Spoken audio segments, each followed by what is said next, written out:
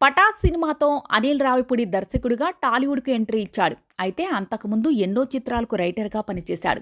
ఇక ఎన్నో block buster చిత్రాలకు గోస్ట్ రైటర్గాను పనిచేశాడు. తాను చేసిన పనికి గుర్తింపు ఇవ్వలేదు కాబట్టి తాను దర్శకుడిగా మారానని చెబుతుంటాడు అనిల్ రావిపూడి. ఒకవేళ తనకు అప్పుడే క్రెడిట్స్ ఇచ్చి ఉంటే తాను కూడా ఓ రైటర్ మాదిరిగానే సెటిల్ అయిపోయేవాడిని అని అంటుంటాడు.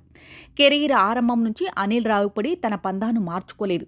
ఎవరేమనుకున్నా, ఎన్ని విమర్శలు చేసినా, రొట్టె comedy, routine movies, cringe comedy అంటూ ఇలా ఎన్ని రకాలుగా ట్రోలింగ్ చేసినా కూడా అనిల్ రావిపూడి మాత్రం తాను నమ్మింది చేస్తూనే వచ్చాడు. తన టార్గెటెడ్ ఆడియన్స్ ఎవరో తనకు తెలుసు.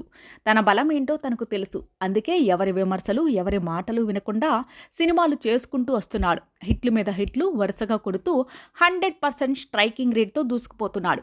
ఇక రీసెంట్గా సంక్రాంతికి వస్తున్నామంటూ మళ్ళీ రొటీన్ కమర్షియల్ ఫ్యామిలీ కామెడీ చిత్రంతో వచ్చి హిట్ కొట్టేశాడు. దీంతో బేబీ దర్శకుడు సాయి రాజేష్ తన సోషల్ మీడియాలో అనిల్ రావిపూడి గురించి గొప్పగా పోస్ట్ వేశాడు.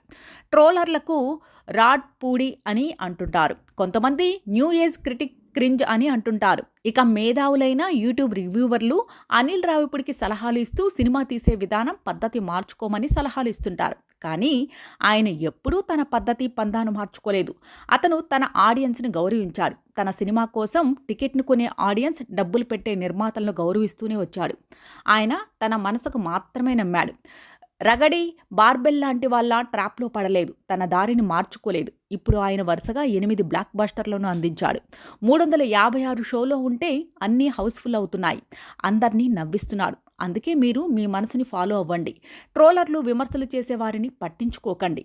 మనసా వాచా కర్మణ మీ పనులు మీరు చేయండి. విజయం మీ వెనకే వస్తుంది అంటూ అనిల్ రావిపూడి గురించి అద్భుతంగా చెప్పాడు.